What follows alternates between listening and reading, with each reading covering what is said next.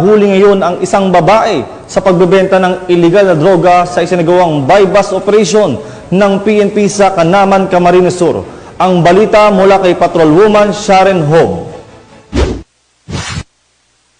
Arestado ang isang drug pusher sa isinagawang buy-bust operation ng mga otoridad habang nagbebenta ng iligal na droga sa Barangay San Agustin, Kanaman, Camarines Sur, bandang 1:30 ng madaling araw nito lamang ika-28 ng Setyembre, taong kasalukuyan. Kinilala ang sospek sa alias na Loida, 54 na taong gulang, isang tindera at residente ng nasabing lugar. Ang sospek ay inaresto matapos makipagpalitan ng iligal na droga sa pulis na siyang gumanap bilang pusher buyer.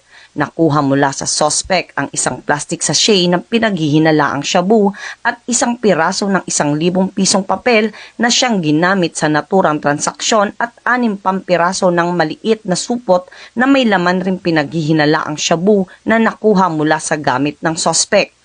Mahaharap ang sospek sa kasong paglabag sa Section 5 ng Article 2 ng RA 9165 o ang Comprehensive Dangerous Drugs Act of 2002. Kasalukuyang nasa kustodiya na ng Kanaman Municipal Police Station ang arestado para sa kaukulang disposisyon at dokumentasyon.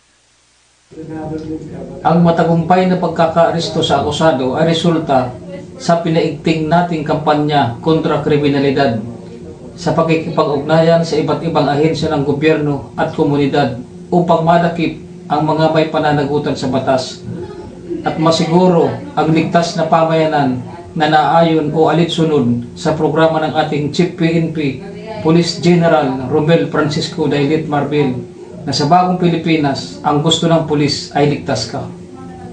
Mula dito sa Legazpi City, Albay, ako ang inyong PNN correspondent, Patrolwoman Sharon Hob, alagad ng batas, tagataguyod ng balita.